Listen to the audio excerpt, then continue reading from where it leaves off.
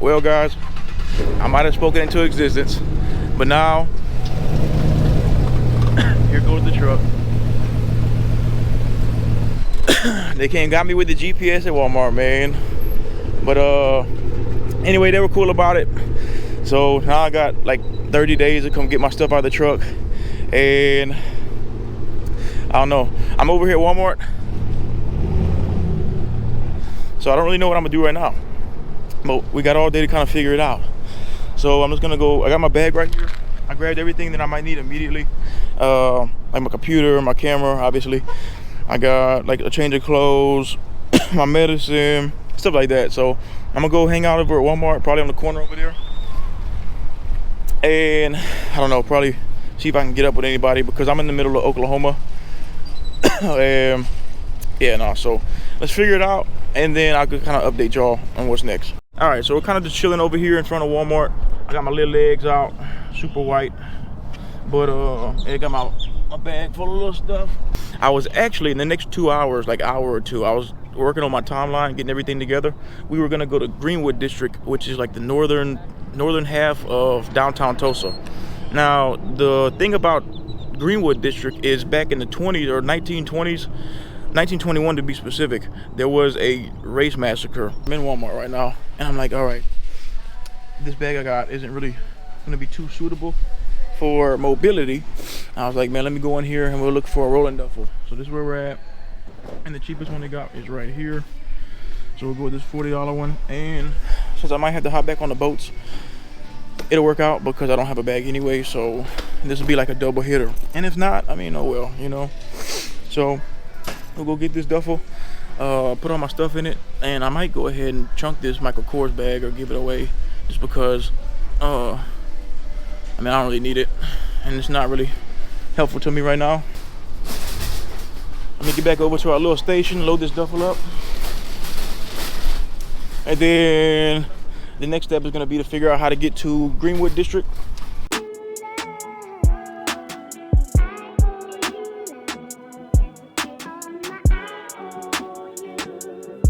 Got my little rollie on. So I'm about to go over here now, off to that tree line, and I'm gonna go from there on the brainstorming. All right, lay this down.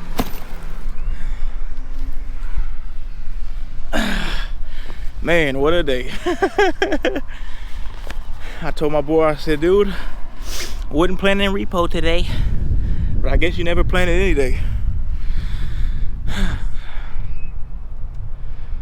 So while we're kind of over here chilling, just hanging out, originally today I was gonna go shoot Greenwood district, and I was actually more shocked that I didn't find out about this until like a couple days ago, because I was talking to my uncle, and then he's like, man, you over by Black Wall Street? I'm like, nah, man, what is that? So anyway, I start looking it up and find out all this information on Black Wall Street, and I'm like, man, how come I never knew about this before? I was a little disappointed. I'm still gonna get over there, and I'm still gonna go in more in depth on what happened and kind of browse the city or browse the district. Now, obviously, I am on limited power source, so I've got a battery charger in my bag, and I've got like 5 GoPro batteries ready to go. Anyway, just to tell y'all what happened this morning, to go more into like how things played out. So I was over at Walmart. I stepped over here last night. I was right around the corner over here, and I was just parked out in the back of the parking lot, just chilling. I got up this morning and went to go use the bathroom and brush my teeth, and then I came out. I just sat in my truck. I was actually working on the timeline for this video, trying to make sure I got all my ideas organized. And the next thing I know, a tow truck pulls up in front of me, and he walks up to the truck. He's like, man, is this are you you know? I was like, nah. I was like, nah, bro, I don't know who that is. You know what I'm saying? I'm about to skedaddle. He's like, oh, well, where's he at? Anyway, long story short, he was like, yeah, the truck's up for repo. And I'm like, man, dang, you got me. You know what I'm saying? But I'm in Tulsa, Oklahoma, man. I'm in the middle of nowhere as opposed to where I know people at. So I'm like, wait, like right here, bro? Like, I was like, man, can I just schedule to drop it off back in Texas, bro? He's like, nah. But he was cool, man. He let me get all the stuff I needed. He told me I got 30 days to come get all my stuff out. It's just part of the journey, man. Just part of the journey, you know? So it's cool. It did what it was supposed to do for the time it did, and now it's just time to do the next thing. I ended up following the guy on Instagram and TikTok, so I'll probably shout him out on the video of the repo man. I was like, yeah, bro, you know, it's only right that I follow you, dude. You play a good role. You play an important role in my journey, dude. You know, it's not, I mean, he's just doing his job, but I just think it's cool. My boy Beavers, he was, like I said, he was cool. So I was actually just checking Lyft. I wasn't planning on using Lyft, but I checked it. And they got like a 50% off deal right now. So I can get a ride over there for $6. So I think for $6, I mean, it's worth the $6 to me. So I'm gonna go ahead and spend the $6 to get over there. And that's just because, like I said, I'm limited on power, and if I walk the 6 miles, it take me about 3 hours to get there. Now I don't necessarily mind walking it, but I'm like, man, my phone, you know, my phone's on 76 right now, so it might die. And then my battery, I got enough power to where I don't know if I'd have enough to charge my phone and the GoPro batteries. Now we're waiting on El Driver. All right, so I'm about the Burger King's right up there, right over the hill, if y'all can see the drive-through. So I'm about to head up there, and then we'll wait on our driver.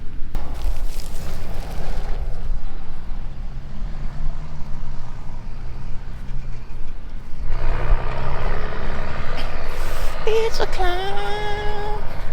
I get copyrighted for singing Miley Cyrus. All right.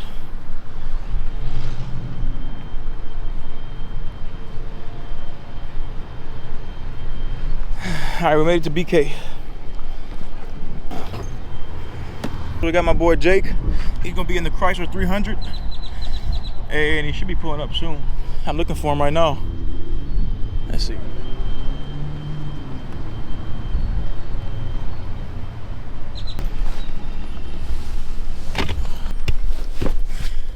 That's that POV load. All right, let's get in here. What's up, bro? What's up, how I'm just heading to the Greenwood district. It don't matter where. Oh, you bumping in here, dude? I like the vibe. We just made it, y'all.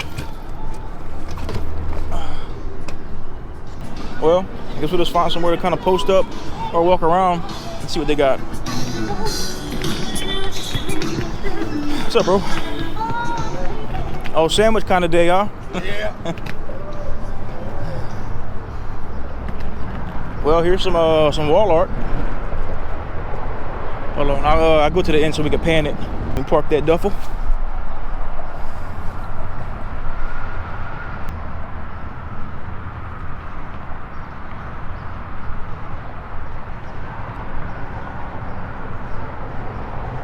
Okay, so this right here is Highway 244.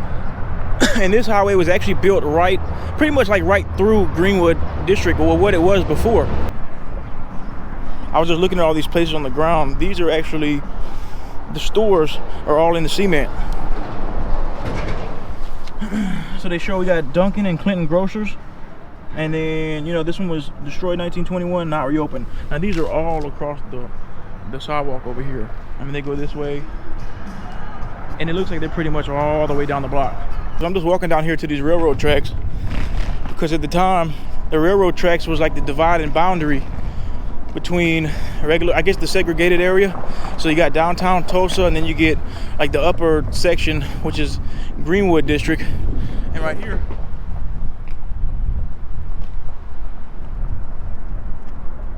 these tracks is kind of what acted as the dividend.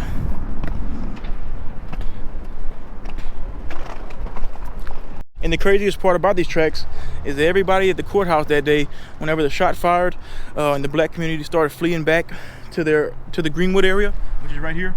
Greenwood, it was like 35 blocks stretched this direction, kind of equilaterally. So everybody was fleeing back this way, but everybody was running past these tracks, man. So these tracks right here carried some chaos at the time, you know. So I mean, I can just imagine, you know, going back a little over 100 years, and everybody's running past the tracks, gunfires being shot, being chased by, you know, the rivals. Like I said, we had the rich black guy that came from Arkansas, moved over to Tulsa, bought 40 acres of property, and would exclusively sell it to black people at the time, because segregation was still legally in full effect, and it was just an opportunity to get oppressed blacks into a better situation. So that was in 1906. Moving forward from 1906 to 1921, everything was doing great. So great that there was a lot of prejudice and envy in the community. You had all these black people doing very well in the Greenwood district. You had people from like sharecroppers and people in unfortunate circumstances in Mississippi migrating from there to Greenwood. Everybody would come to Tulsa. Tulsa was thriving. Also, with legal segregation at the time, it was basically keeping the black dollar black. So blacks couldn't shop at the white stores, so they would just keep all the money that they would earn, all the money they would generate from however they would at the time. It would just all be circulating into the Greenwood district, which was actually a big key to their success. So as time goes on, and as all these black businesses are booming, you know, you have the poorer whites who are envious. Oh man, how's the black guy get this and I don't? Or, you know, you just gotta kind of imagine the time and how humanity works out. So there's a lot of jealousy, a lot of envy, and then honestly, at the rate that Black Wall Street was moving, it seemed like what happened. I don't want to say that it would have happened regardless, but I definitely think that, you know, there was just a lot of tension in the community, and kind of looking, anything could have been an excuse, right? So all's well in the neighborhood. We had this guy, Dickie Rowland. He's a shoe shiner downtown, and one of the names he went by was Diamond Dick, and that was because when he was shining shoes, he had a diamond ring on his hand. Okay, so we got 19-year-old Dickie Rowland, and then we have 17-year-old Sarah Page. Sarah Page is a white girl who worked the elevator at the Drexel building. Now, I'm not 100% sure where the Drexel building was located, but I imagine it had to be somewhere in a visual vicinity of where I'm standing right now. On this particular day, Dickie Rowland needed to use the bathroom, and apparently the Drexel building was where they had the black bathrooms at, because everything was still in, like I said, full law segregation. And he was going over there. So this is kind of where the story gets a little twisted. Nobody knows what happened in the elevator fully. So Dickie Rowland goes into the elevator, the white girl's in there. All that people really know that I could script out is that Dickie Rowland went to the elevator closed. At some point there was a scream coming out of the elevator, and then one of the white clerks called the cops and say, oh, he raped her or assaulted her. It was one of the two, but it ended up there's a whole bunch of mixture on that too. Is it assault? Is it rape? Did she just scream? No, like did he trip on? Nobody knows. So we're just kind of leave it there for self-interpretation. The word gets out about all that, and then next day they go pick up Rowland, and now there's like a gathering. So the whites are implying that there should be a lynching, that he needs to die, you know, they need to kill him, all this good stuff. So everybody's at the courthouse, where actually Dickie is in jail on the rooftop. So everybody's kind of meeting up at the courthouse. You got the whites there armed, you got the blacks there armed. Nobody also knows who fired the first shot, but somebody ended up firing a shot somehow, and that's when everything just started breaking out. So then you've got everybody in Greenwood, which is fleeing, and they're coming across these tracks, the boundary, fleeing all the way over here in Greenwood, this whole area, and they're being chased by whites. So the whites are coming through, looting, burning. Madness is happening, and the planes are in the air. The planes are dropping either kerosene or nitroglycerin bombs just to ignite the flames and help just wipe out this entire district.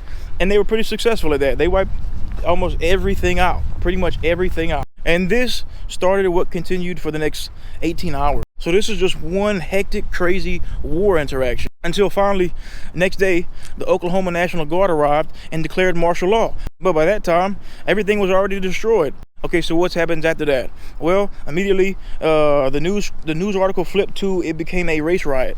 So this was number one of the cover-up / trying to write history. So they called it a race riot. And now because of this, there's a lot of negative collateral from that also. Another insurance company paid out for all the damage done, and that's particularly because this was labeled as a race riot and not a massacre. Now the massacre part comes in where the residents of Greenwood district are retreating. The law enforcement was arming up pretty much anybody. A lot of white people that were not law enforcement, they didn't have any training. So all this chaos is going on, all this madness is happening. The whites at the time, they're moving bodies in large intervals. You had a lot of bodies dumped in Oak Lawn Cemetery. You got New Block Park and Booker T. Washington Cemetery. And the crazy part about all this is there's only two official bodies known at the Oak Lawn Cemetery, and that's Reuben Everett and Eddie Lockyard.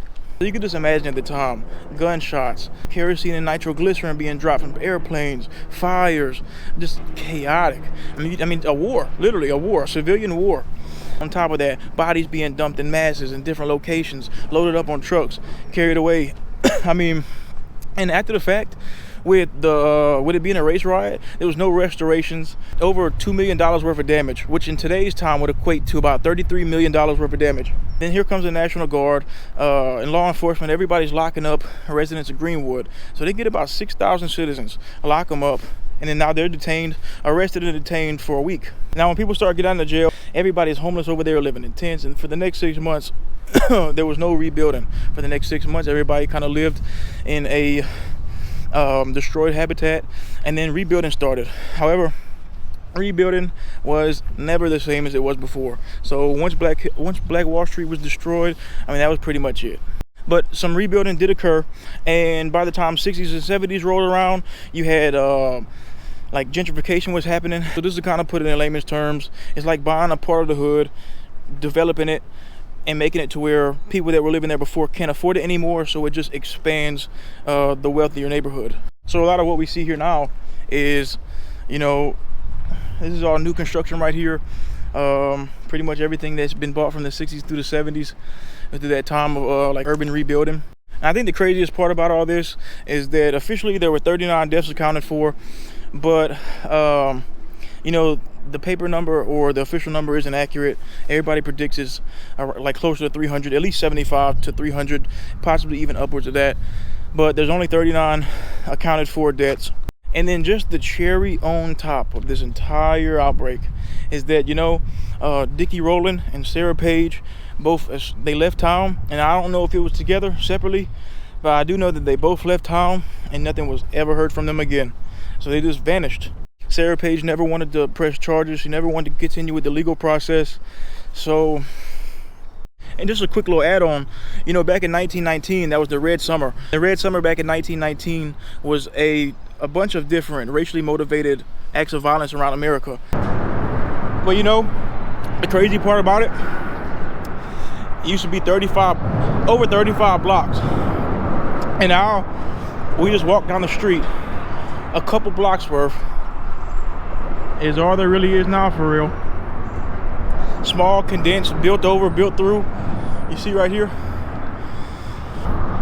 And then we got the Vernon African Methodist Apostle Church.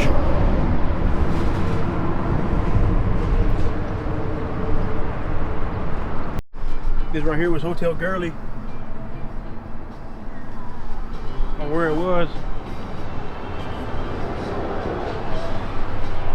I mean, they go all the way down, literally all the way down the block, both sides. I mean, it would take forever for me to go across and catch all these. All right, so I just found out that Vernon Church, they say it was destroyed pretty bad in 1921, but they rebuilt, and the main church building was completed in 1928. All right, honestly, I don't know if I already showed this part, like if I recorded this part or not, but I just been kind of hanging out right here. I don't know, I'm about to go hit some of the spots I wanted to check out, and we're going like a little expedition around town, roll the bag with us. I was just waiting for the sun not to be so harsh, even though it don't look like it's that improved. Yeah, it's over there. That's my boy, the blue hair bearded dragon. We've been out here chopping it up. My bad, I almost said a bad word. But we've been out here chilling. That's his spot up there. I don't know if y'all can see the blue tarp and stuff, but he just let me know that, just FYI, this is not a good place to be. They kick you out. So he's about to relocate. He's got his dog. She's the sweetest little thing. She came up to try to lick me, but I couldn't do the licking. But sweet dog, I gave her a little pet. I actually didn't realize how much stuff I missed. Okay, so the church we looked at earlier, memorial, right in front of the church, and what else we missing? And the theater was somewhere on the street that I missed. So this is the original O.W. Gurley building. So it was this guy that came out here with Stratford in the beginning, bought the 40 acres and kind of sold it around to everybody in the black community to help initiate the build up. And then I'm just trying to check these out. H.L. Byers, Smith Apartments, Hooker Photography, Colored Insurance Association, attorneys. And then we got, what else? The Nails Brothers Shoes, Gist Building, if I'm saying that right. Abbott H.O. Printing, I mean, all kind of stuff. Literally all, I mean, entire community, obviously. Duncan and Clinton Grocers. And then, so let's go check out this sign, because I want to make sure I'm not missing any info with this. All right, so in the early 1900s, Tulsa's black community, the Greenwood district, gained national renown. Dubbed Black Wall Street, the neighborhood teemed with entrepreneurial and business activity. Doctors, lawyers, pharmacists, dentists, beauty parlors, barbershops, dance halls, pool halls, movie theaters, restaurants, grocery stores, and so much more. Its nerve center, Greenwood Avenue, drew favorable comparisons to Beale Street in Memphis and State Street in Chicago. Man, it's funny that they said Beale Street because I was actually getting like a Beale/New Orleans kind of vibe. Like if it was back in the day, I felt New Orleans, not so much now. The calamitous 1921 Tulsa race massacre, the worst of the 20th century race riots, temporarily stilled the Greenwood district.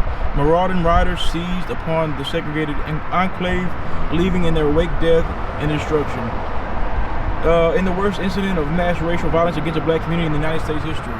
In a remarkable resurrection, the Greenwood district rose from the ashes, peaking in the 1940s, beginning in the 1960s.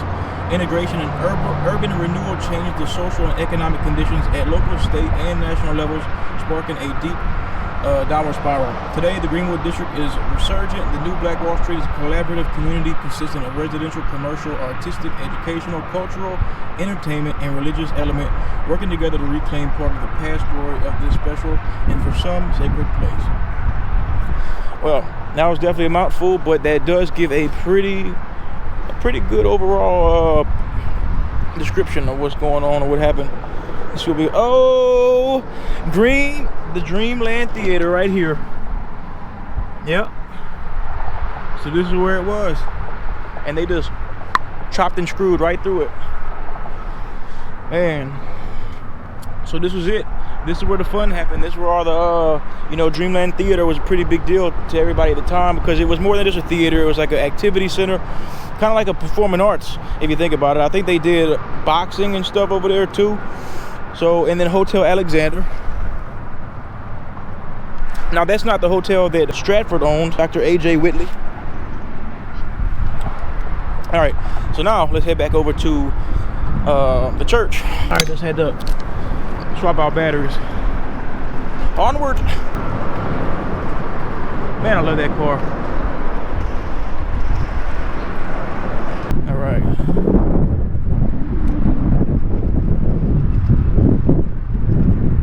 Now here's the burning church.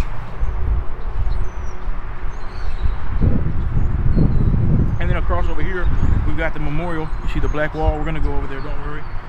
And then we got Black Wall Street. Definitely gonna go check that out a little closer. This is the massacre. On May 31st to June 1st, 1921, a white mob attacked the prosperous black neighborhood, Red Wasp, of Greenwood and Tulsa, resulting in the deaths of at least 36 black Tulsans, the destruction of 36 city blocks, and the displacement of over 10,000 black people. On May 31st, Dick Rowland, a 19-year-old black teenager, was jailed after being accused of assaulting a white woman, although the charges were dropped. The local Tulsa Tribune newspaper published an inflammatory story that mobilized a white mob to lynch Rowland. In response, members of the black community stationed themselves at the courthouse to protect him. Reports indicate that local authorities provided firearms and ammunition to the mob of thousands of white people who began firing at the black men trying to protect Rowland.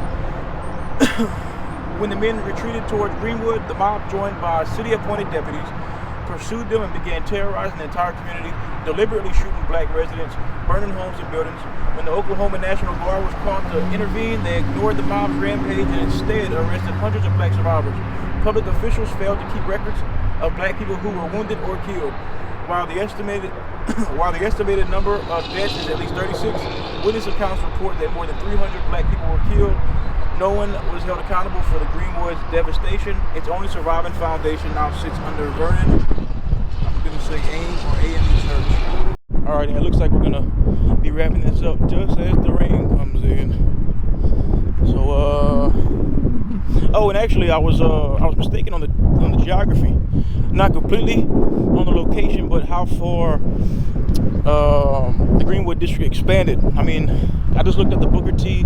Washington High School, and I mean, dude, they had blocks, like a very large area, extending, definitely exceeding outside of downtown to a whole big neighborhood. And I didn't realize it was that extensive.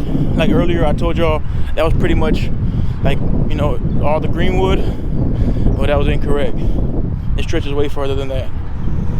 Okay, so here we go. Unpaid financial claims. So I guess the loss at the time was actually 2.7 million. And wow, these are all the claims people made individually.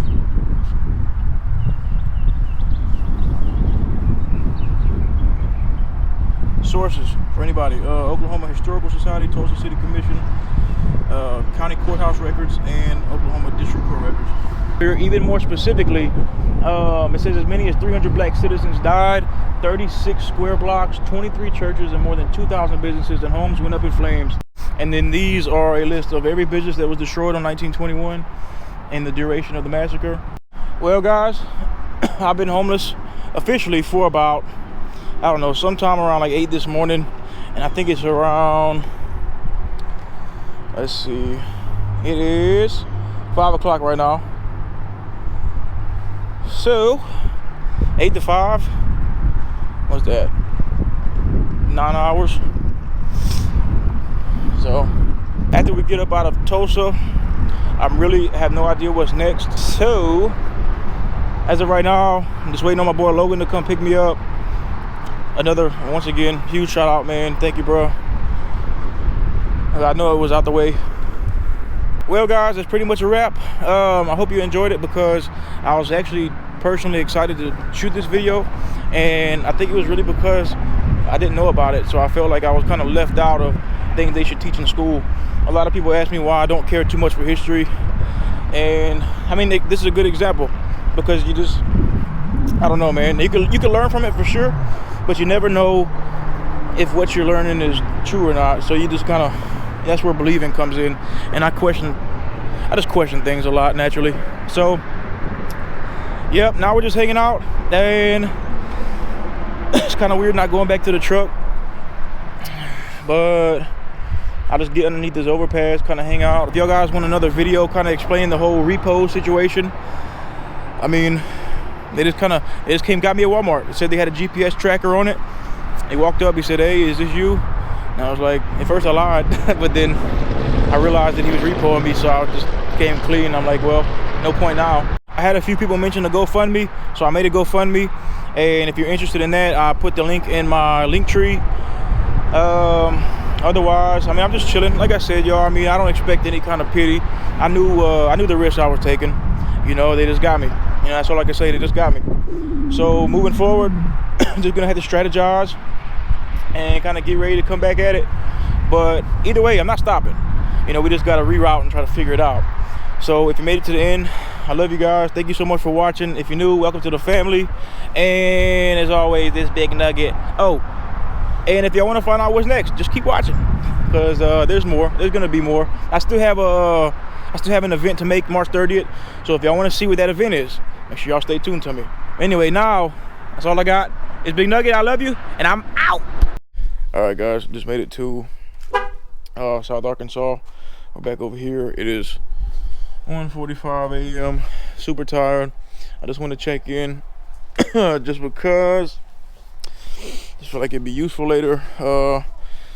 Like I said, I'm just kind of tired, so I'm not really thinking properly. But yep, back over here. My boy Logan and Ms. Abby came pick me up. That's it for the night, y'all. Just want to check in, let y'all know I made it. And if this place looks familiar, it's because this is where I did that egg video that didn't get any views. But I'm about to clock out. But all right, y'all. It was all a dream. I used to read Word Up magazine. Salt and Pepper and Heavy D up in the limousine. Hanging pictures on my wall. Every Saturday, rap attack Mr. Magic Molly Mall.